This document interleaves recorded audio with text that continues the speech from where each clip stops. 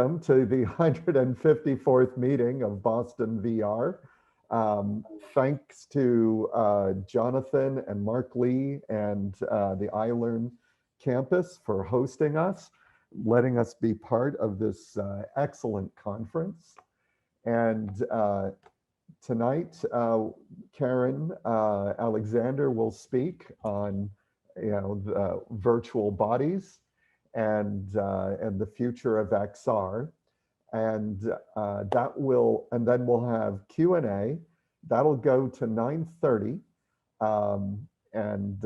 but Karen, it's the hour is your oyster. Use it as you see fit. Okay. Yes. Right. I mean, I expect a good bit of Q&A.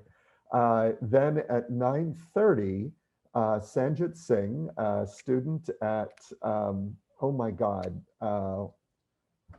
Rutgers. Rutgers, thank you. I knew it was, right, I knew you had a connection with him there. Sanjit Singh from Rutgers is going to talk about using AR for astronaut guidance on the moon and Mars and beyond. Be very interesting. That talk will be in the Zoom only. So I'll post the link when he starts to do that. Before Karen starts, any questions about Boston VR or what we're doing? And welcome everyone. And here, I'm going to post the Boston VR meetup. Let's see, BostonVRmeetup.com.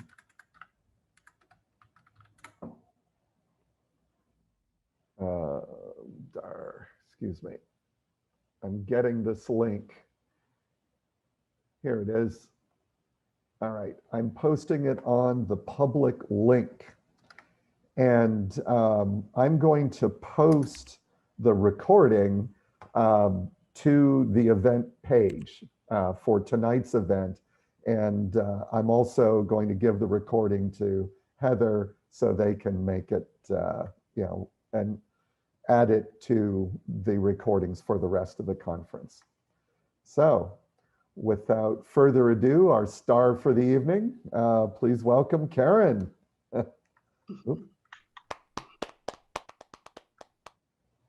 Great. Yes.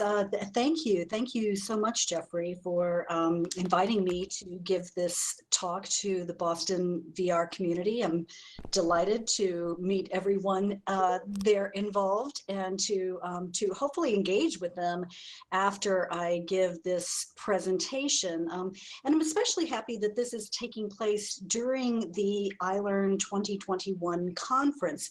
I am heavily involved with iLRN. I was one of the expert panelists for the State of XR and Immersive Learning report that was just launched yesterday after a lot of work by a lot of people. My part ended a long time ago, but I'm still proud of having played a small role in that. And I encourage you all to check that out. It is available on the iLRN website. I am also a member of the organizing committee for the iLRN 2021 conference. I am the opportunity and inclusion chair, and we've all been working very hard for months on this conference to bring it together, to bring it to you all.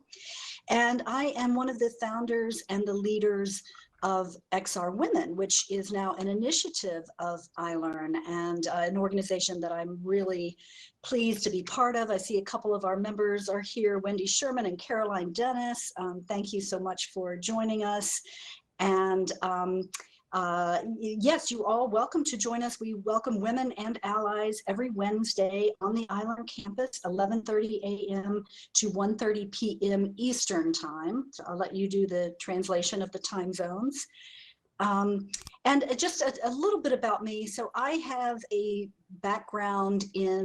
professional background in higher education.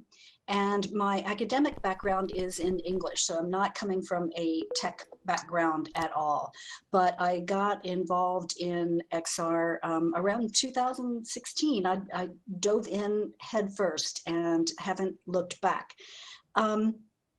So I'm going to start with a personal anecdote, and this has to do with when my daughter was first going to school, and I was researching a school to send her to.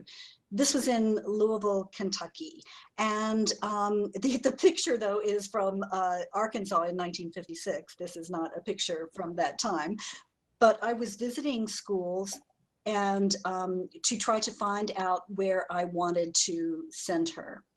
And as I went to this one school that had both traditional and Montessori programs, I walked down a hallway with my guide and looked into a classroom on one side, and I saw the teacher standing at the front of the room by her desk or at the chalkboard, and the kids were all in desks. And they were slumping, they were holding their heads up with their hands, like you see the boy in the middle of the picture on the slide there doing. They would just look completely bored and totally disengaged. And it just did not look like a good situation, or one for which a lot of learning could take place. And then we went across the hall and to the Montessori classroom, and we saw there something like this. There were children on the floor working. They were working on things that were pinned on the wall. They were at tables. Some of them were working individually. Some were working in groups. But there was a clear sense of activity and positivity, and the kids were all doing something, and it really seemed like there was learning taking place. So of course I chose the Montessori program to put my daughter into, and was very glad that I did. And I think that it had an effect on her. As she got older, I never had to tell her to do her homework. She did it herself. She was used to doing her work plan. She would get a work plan in Montessori education and have to do that every week. And so she had learned to be self-directed, which was really fantastic. So, and at that point, obviously there was a choice in what school she could attend. And that was why I was doing this research and searching around. Louisville had had court-ordered desegregation starting in the 1970s, and I was part of the school system when that was going on. And I have to say that the inequities it was meant to solve were not solved, and you know, probably continue to this day. When my daughter went to high school, I saw too that the parents with resources and with time, you know, who didn't have to work 2 jobs, who had cars, could make the efforts to go to the schools and choose the educational experience that they wanted for their children and choose the best schools. So that just sort of preserved the inequities. I don't know what the answer to this is, but it seems like Louisville has not managed to solve it, which is a shame. But my friend Shannon Putman, who is completing her doctorate in education at the University of Louisville, and who I met through virtual reality, was a teacher in the public school system in Louisville. And I went to visit her classroom there just before she left to complete her doctorate and to devote her full time to it. And she had a lab set up in the elementary school where she was working. And she had 50 Oculus Go headsets and a Vive Pro and an Oculus Rift. It was just amazing what she was doing there. And she had devised all sorts of lessons for the kids that sometimes involved them getting to use the VR headsets as a reward. And she would have them, she had them make a film about bullying, a 360 film about bullying from their perspective, and found that very eye-opening. But when talking about the body and about Maria Montessori and Montessori education, I want to remind you all that one of Montessori's innovations was to make sure that the furniture in the classroom fit the children's body sizes, that was specially designed for them. It wasn't adult furniture that they were supposed to try to grapple with and to work on, tables that were too tall, chairs that were too big, this sort of thing. So that was an innovation from Maria Montessori, the great educator from the early 20th century. And so what Shannon has done with the Grace James Academy of Excellence in Louisville, which is a program for middle school girls, it has an Afrocentric STEAM curriculum. And she has given a group of girls there headsets. I believe it's the Vive Focus. And she is having them redesign these headsets because the headsets don't work for these Black girls. They don't fit them properly for their hair.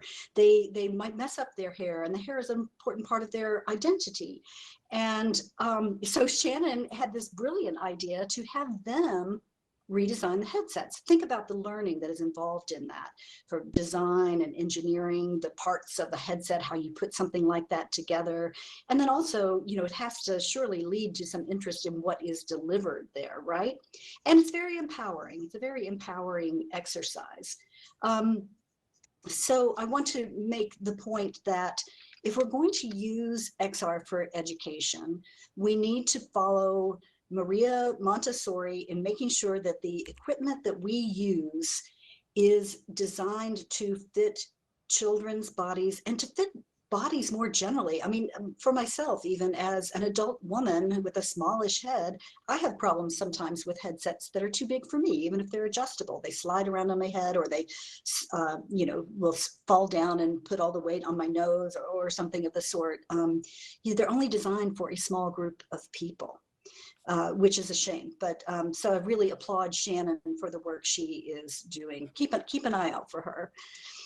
And so the notion of embodied cognition comes up quite a lot.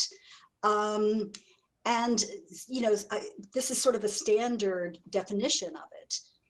The definition that cognition is embodied when aspects of the agent's body beyond the brain play a significant causal or physically constitutive role in cognitive processing.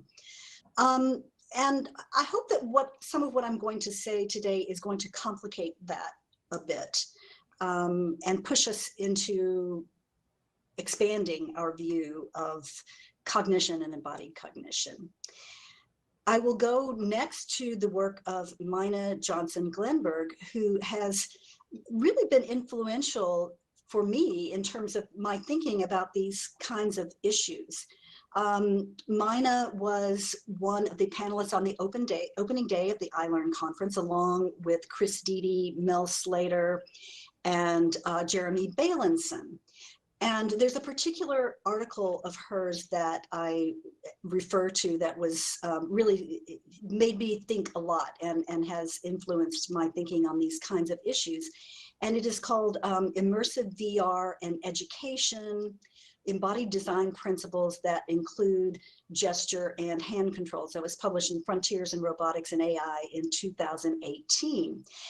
And when I went back to review that article for this presentation, I was surprised to see that she starts with a quote from Maria Montessori, and she opens with an insight from Montessori. I had completely forgotten that. It had been a while since I'd looked at the article. But one of the lessons she takes from Montessori is that learning depends on how our physical bodies interact with the environment. And Johnson Glenberg also says that human cognition is deeply rooted in the body's interactions with the world and our systems of perception. And furthermore, that cognition includes sensory systems and emotions. And here I think you can already start to see that we're pushing against that kind of standard definition of embodied cognition. She also points out that for several decades now, the primary interface in educational technology has been the mouse and the keyboard. However, these are not highly embodied interface tools. So when we're working on a keyboard, we're really pretty much just moving our hands and our fingers. There's not a lot of bodily involvement with that. It is a low embodied experience. And to continue on with Johnson Glenberg's work, she says that the affordances of VR that make it useful for education are sensory motor engagement, immersion, and importantly, the congruency of gestures to the content to be learned. So this might be seen to apply more in a training context. If you are supposed to form a particular action in real life and you're trying to train someone to do that in VR, it's much more effective if the gesture matches what it is you are doing in real life. Say, rather than turn a steering wheel, if you were just pressing a button or moving a slider, that gesture is not congruent with the action. But if there is some sort of simulated wheel that you are actually turning, you're going to learn it a lot better. That's going to be a much more effective way of learning the information or learning the task.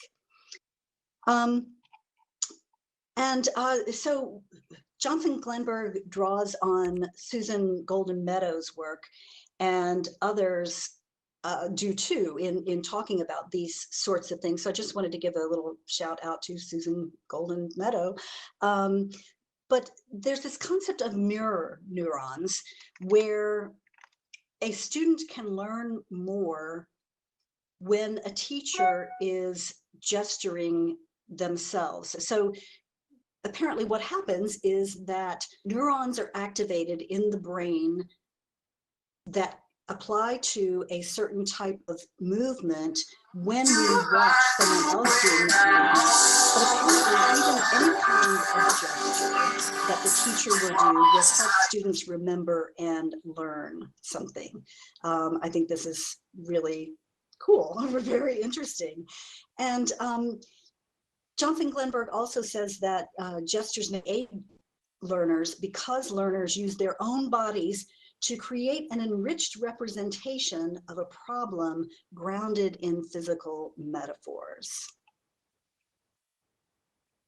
I'd also like to draw your attention to the work of Cassie Eng, who is a brilliant PhD candidate at Carnegie Mellon University.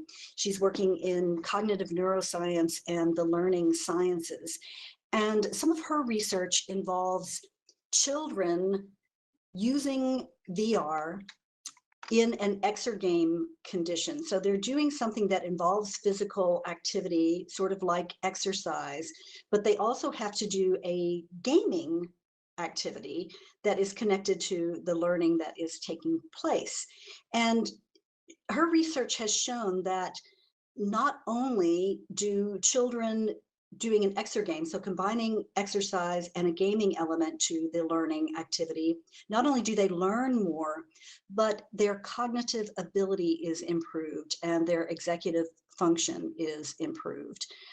Really astonishing stuff. I encourage you to look out for Cassie's work. If you ever see her giving a talk or something that she's published, check it out and watch for her in the future. She's definitely a rising star. So I'll go back to Montessori again and my experience as the mother of a child in Montessori education. I really loved visiting the classroom and learning about what they were doing there, things like carrot chopping and button sewing. I just thought this was so novel and really amazing. And one thing I encountered on a visit to the classroom there was these Montessori square chains. They have, they also have cube chains. So there are these chains of beads that are segmented, and they allow you to lay the different segments alongside each other to physically form a square. So this is a way of teaching the abstract concept of squaring a number. And I was someone who, I never had problem with math in school. I did pretty well at it. I wish I had continued on further with it. But I knew what it was to square a number. I understood that intellectually. I'd seen the black and white graphs on the textbooks. So, I felt like I had a grasp of that. Well, when I saw this, it kind of hit me with the force of a revelation. I felt like I had a really different relationship to this knowledge and this understanding of what it meant to square a number.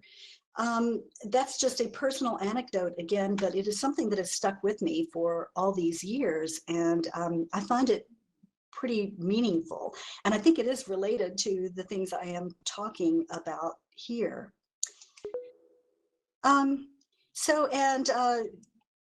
To go back to Johnson Glenberg, she concludes that when learners perform actions with agency and can manipulate content during learning, they're able to learn even very abstract content better than those who learn in a more passive and low embodied manner.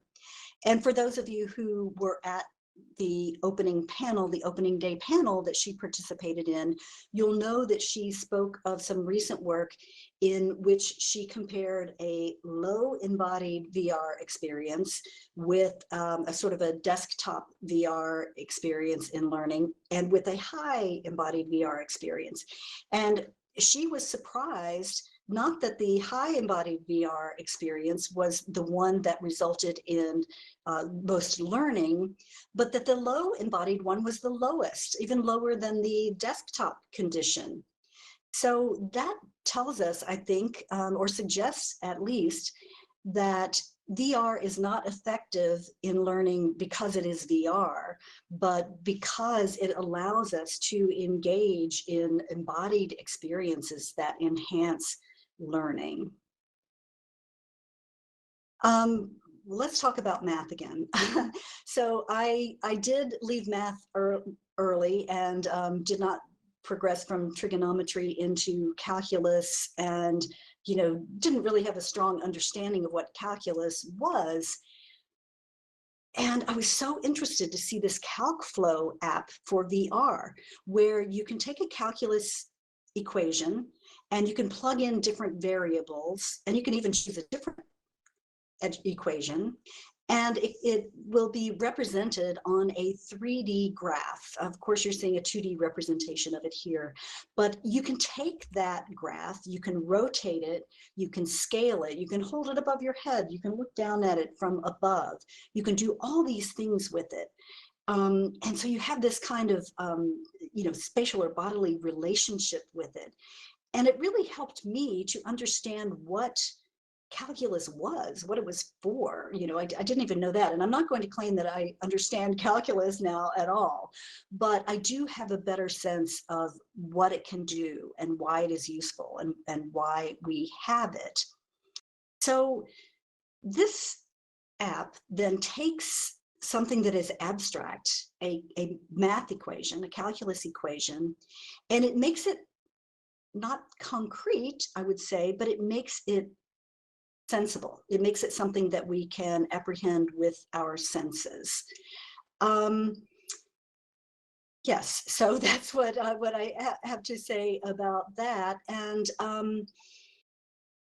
I want to bring up the idea of proprioception, of sensing where our bodies are in space and how they move in space, including in ways in which it is possible for them to move. We kind of conceptualize that in thinking about what we're capable of doing. And there is some work by Brad Radvansky on navigation based on the sense of smell. And this was in mice.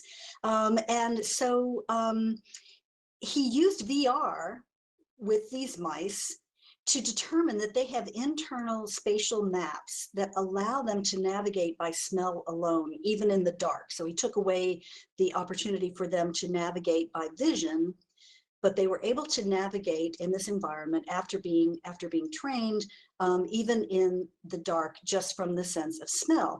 And so what I'm taking from this is this idea that we can have these spatial experience of virtual worlds based on what is presented to the senses. So, even of the real world. Next, I'm going to turn to the work of Nicola Liberati, who is an Italian philosopher living in China, I believe. And he's done some interesting work on the phenomenology of Pokemon Go. And so he talks about the ways in which spatial position can link different realities. So Pokemon Go has virtual objects or beings, these Pokemon characters, that are located in certain places in space. They have spatial location. And that provides the opportunity to link the world of the game, the world of the Pokemon game, to our actual world, or what Liberati calls the paramount reality. He also says there are these links in time, and he gives the example of a traffic jam caused by a lot of people going to find a particularly valuable Pokemon. And this has an effect on the real world, on people who are not even playing the game. So this world of the game is having an effect in the real world. And I also want to mention the work of Mark Pesce, who talks about the ways that augmented reality content tied to spatial locations can change the meanings of those locations.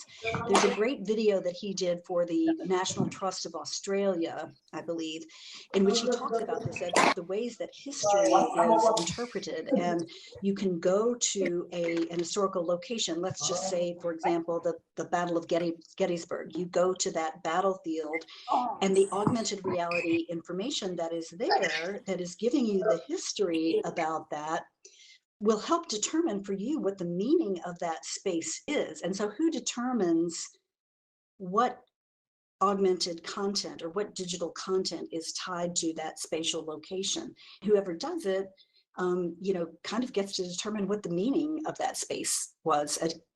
Continuing as we continue along this path of more and more digital information overlaid on top of our real worlds, that's an issue that we really need to think about. And I want to go back to one more point with regard to CalcFlow and the idea of these different realities that Liberati talks about, because so when you're looking at a calculus equation on a 3D graph, like the 2D image that we saw of it, when it is 2D and when it is seen on a rectangular screen, when it is presented as part of the tyranny of the rectangle, as Tony Parisi from Unity calls it, it is sort of bounded within that world. But according to Liberati, when something is then tied to the real world that has a real spatial location, then that is when it can have this sort of effect in the real world. Liberati's work is what he calls post-phenomenology. And in another article about the emotions, he says that subjects don't just use technologies, but that every experience of the subject is shaped through the use of technologies as if the subjects had a different body. Now, he starts out making this point by talking about eyeglasses and canes that blind people might use to get around, and that these have an effect on what our actions are. And these technologies are as if they are part of our bodies because they shape the actions that we can take. And he also uses the example of guns. Even in virtual worlds, when you put a gun in someone's hand, other people are turned into shootable beings. And that even the act of looking at other people is already framed by the presence of the gun. I know there have been studies done that say that immersive first-person shooters do not contribute to violent behavior. Honestly, I find that hard to believe, and I'd love to see more research done on that. And I think that Jessica Brillhart, in one of the opening panels for this conference, made a great point in talking about looking at this issue from the other side, which is, why are we compelled to make so many games and VR experiences that involve shooting other people? And why is the gun the model for the controllers that we use? With luck, hand tracking will change that a bit, and we'll have some different ways of interacting with the world. But Yes, I thought that Nicola Liberati's point about this was a really interesting one. I want to next turn to this VR experience called Queer Skin's Arc, and an article that the creators published in the International Journal of New Media Technology and the Arts. And they make the point there that empathy is not just a mental activity of perspective taking. And I was one of the people who was very much influenced by Chris Milk's statement that VR is the ultimate empathy machine. That was something that really hooked me into this stuff and really set me down the path. But I think their point is that it's not just mental. They argue that movement and gesture are potential tools for generating empathy. And Queer Skin's Arc was designed in that way. It presents a gay couple and the mother of one of the men, and the mother is presented in 360-degree video, whereas the couple is presented through volumetric capture. And so the idea is that the user has a different relationship with them that is meant to produce empathy for the couple. Which I think is really fascinating, and I'd love to learn more about that and see more studies on this kind of topic. So Liberati says that the technologies will become part of us and that our emotions will not be the same because they will embed new digital perceptual elements coming from the use of these technologies. And this is in an article called Emotions and Digital Technologies, the effects that digital technologies will have on our way of feeling emotions, according to a post-phenomenology and mediation theory. This was published in 2019. And he talks about taking bodily readings from a user and making emotions visible through taking these bodily readings and turning them into something like a necklace, he says. And then it becomes something that is externalized, and it turned into an object, digital object, that can be traded or gifted or sold or taken. And they can become fashion objects. I think this is a really fascinating, kind of scary idea, but you know, this comes from all the biometric capture that we are hearing about, and we heard a lot about from Cathy Pearlman this afternoon in her talk. So these are kind of dystopic ideas. This piece of art came across my LinkedIn feed today, and so I thought I would share it because it has this image of, you know, sensory organs kind of connected into a circuit, and it's you know, not a very positive image, but I think it's very striking. The piece is called Lost Humanity, and it's by an artist called Miko Masiazik. But I'm a bit more optimistic, I think, than Masiazik is.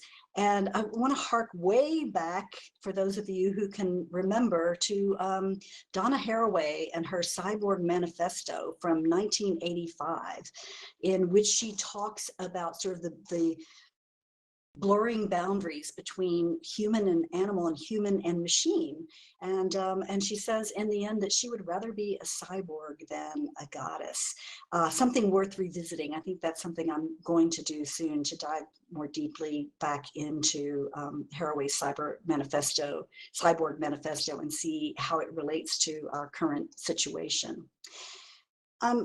Some scholars, artists and neuroscientists, this is a collaboration between artists and neuroscientists at University College London, which is my alma mater, have created this robotic third thumb that they have been able to show began to feel like part of the body of the participants who were wearing this in their study. So it changed how their minds conceived of the hand, which is just fascinating. So this idea that we have these mental representations of space and of our bodies, and that they can be altered through something like an extension. This is work that has also been done, similar work by Mel Slater in his lab, with sort of limbs that we don't really have, but that we perceive as being parts of our bodies, or that are changed in link. And some of his work is focused on using VR to transform the self, which I think is really interesting stuff. I mentioned Cathy Pearlman's talk this afternoon, and her work is so important. She talked about biometrically inferred data. Some of this work comes out of the virtual human interaction lab that Jeremy Bailenson heads up. And she talks about, well, a 20-minute VR experience can generate 2 million unique recordings of body movements, and that body movements can be tracked 90 times per second in head-mounted displays. This was also mentioned by Emery Craig at the launch of the State of XR and Immersive Learning report yesterday. And I first heard Kavya talk about this last week at the WebXR Developers Summit. This is a still from the video of that talk, which you can still find. And I hope you will watch this or the recording of the talk that she did here for iLRN this afternoon. Really important work that she's doing, and we all need to support her because she's fighting for us. And she talks about all this biometrically inferred data that can be gathered from VR, from the head-mounted displays and other related devices that we are wearing, and ask about what can be gathered from this. What if we could be denied health insurance because of something that is gathered, some information that is gathered about us from this? Kavya mentioned today, what if we could determine whether a woman is pregnant from all this biometrically inferred data that is captured in VR? These things can have real consequences, and it's really important for us to pay attention to that. So I think I will conclude there and just return to some of the points that I have made along the way here. One of which is that XR hardware should fit a range of bodies, including those of children, especially if we want to take advantage of the affordances of XR for enhancing education. Also, that as we design educational software and educational experiences for XR, we should incorporate bodily movement, a gaming element, and gestures that are congruent to what needs to be learned. These are things the research is showing us enhances learning. I think we also need strict policies about the collection and use of bodily data in XR, and we need to enforce those policies. Kavya was saying today that policy is not enough. And I know she is working with some of the large companies, going head to head with them, fighting them on these issues. And we need to remain vigilant, and we need to continue to fight for our rights around these issues. And my final point is that our ideas about the boundaries of our bodies and about what constitutes reality will probably change and expand as a result of our interactions with XR technologies. So I think I will leave it there. I thank you all very much for having me, and I look forward to hearing your thoughts about the topics I have raised here today. Thank you.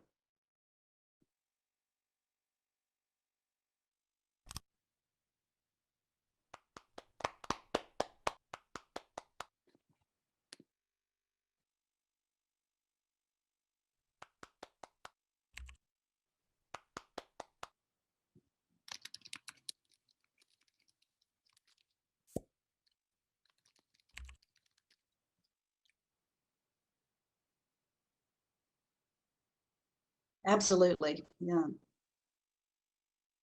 Really admire her work. And she is, of course, an active member of iLRN as well.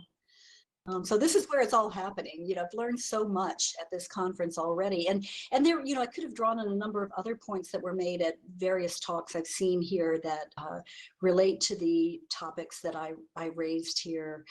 They seem to be important and very current ones in the work that a lot of people are doing around XR and education.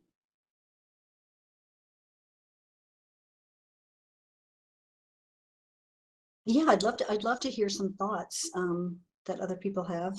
Let's chat about this stuff.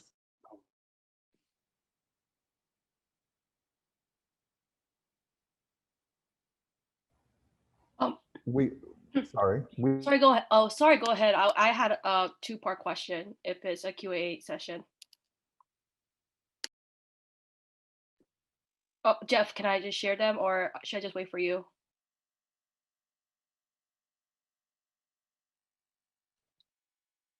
I can't Jeff, hear you're muted. very well. I did hear someone speaking. You might have to repeat it for me, Jeff. Just a moment. Okay, is this question coming from the Zoom? It is. Okay, she can't hear you, only I can. So I have to repeat your question to her. Okay, Jeff, do you see the Zoom link? Do you see the, I've dropped it on the chat, my two-part question. Can you see them, Jeff? Yes, I see that. So I'll read that out. Karen, can you hear me? Yes, I can hear you. Excellent. How can we help with biometric data projection? This is a human right to privacy that needs to be protected. This is from Nellie Matthey. Ely Kim asks, to what extent do physical headsets impact the delivery of responsive educational VR content? How can software VR companies work with hardware VR companies to make VR content more accessible? Okay.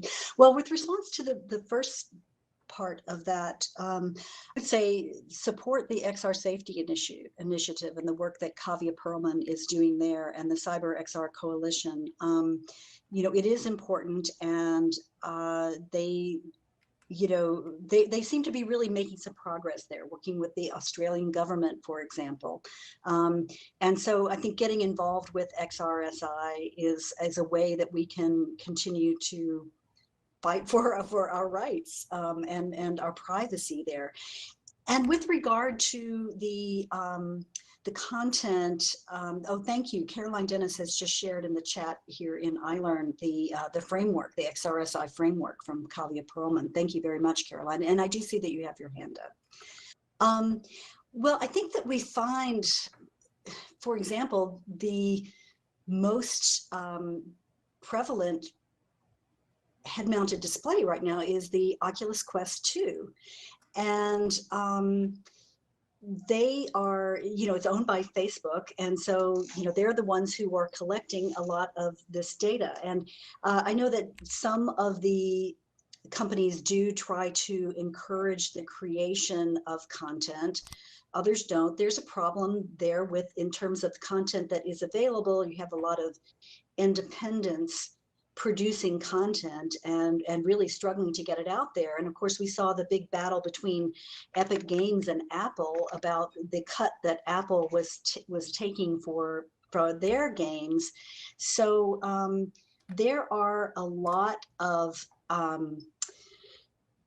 a lot of things to take into account here.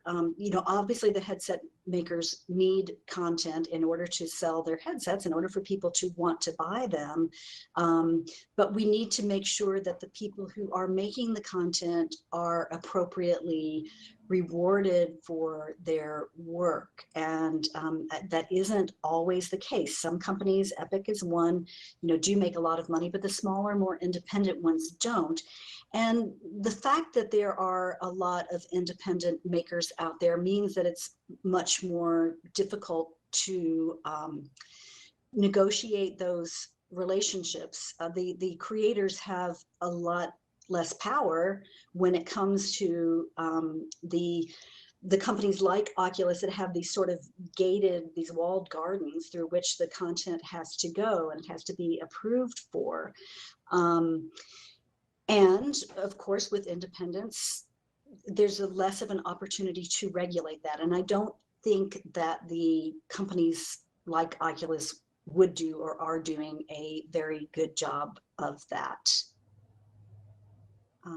So yeah, and I see that Caroline, you've had your hand up for a while. Yeah, and Karen, you know, you already know that I'm so inspired by the work that you and others in the XR space are doing. But I guess my question is just from your vantage point, because you've been in this for a while in the education space. How do you combat I know the attitudes around assumptions around what XR is and isn't, right? And there's a lot of that dystopian stuff that I feel like it's so hard sometimes because people check out. They kind of just dismiss it. And how do you manage that? I mean, a lot of it is just promoting the great work that's happening, these kinds of meetups. But I'm just curious about what strategies you use when you're talking with someone who, you know, almost clearly has already decided, oh, it's just crazy, right? It's all just terrible and it's not great. So it seems like there's so much that all of us need to do, just even individually as we're out in our communities interacting with people. So I was just curious what you think is a pathway for that for individuals and for communities.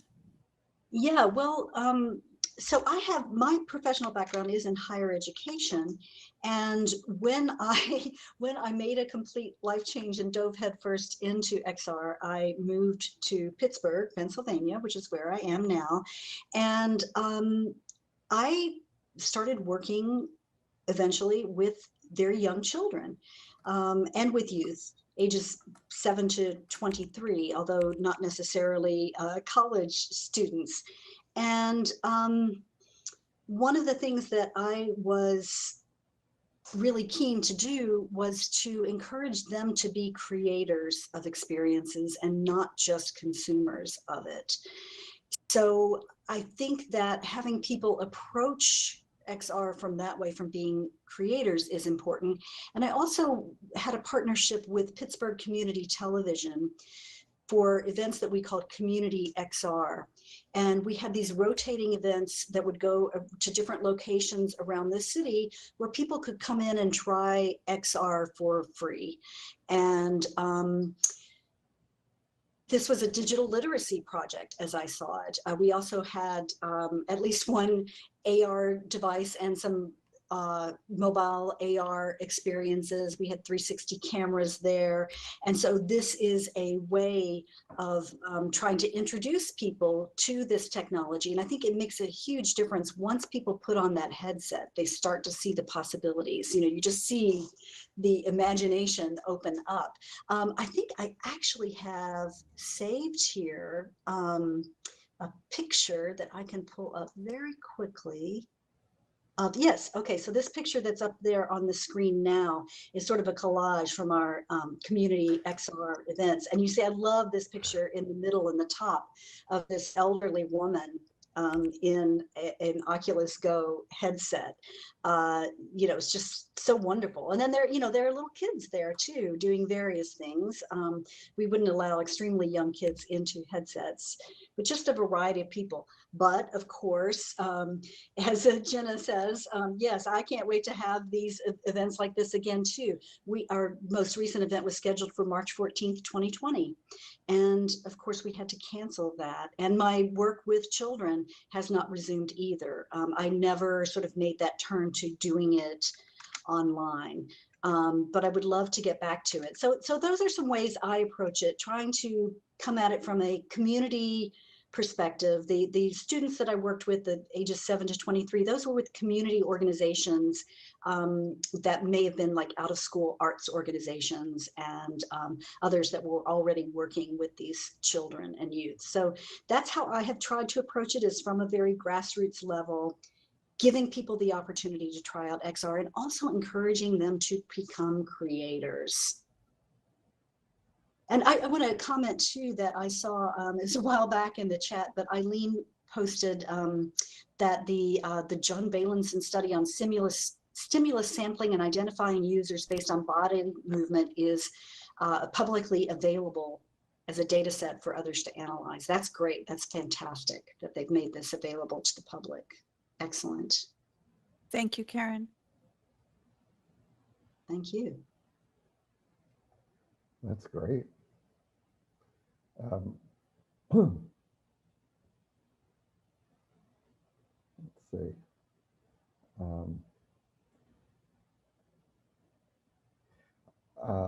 I have a question.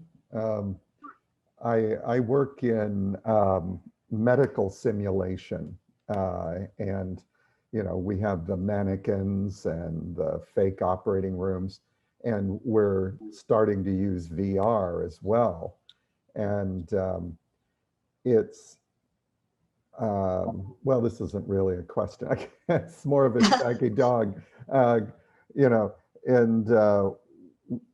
you can't simulate haptics well at all, in VR, because the tip of your finger can feel textures, finer than a human hair. But the embodiment is still there. The moving through virtual space is still there. So everything you talked about today would really be of interest in a medical training simulation conference.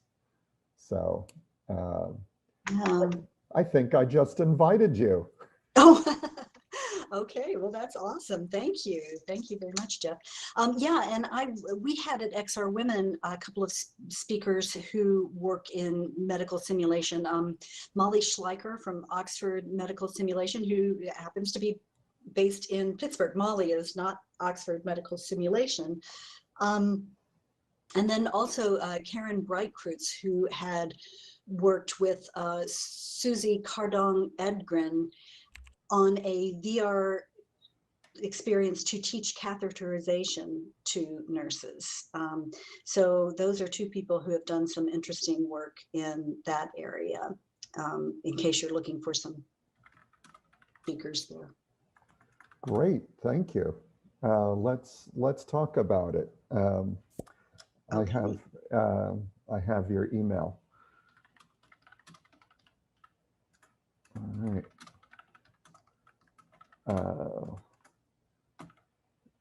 So in about 3 minutes, let's see, let me get up into the blue area. Whoops.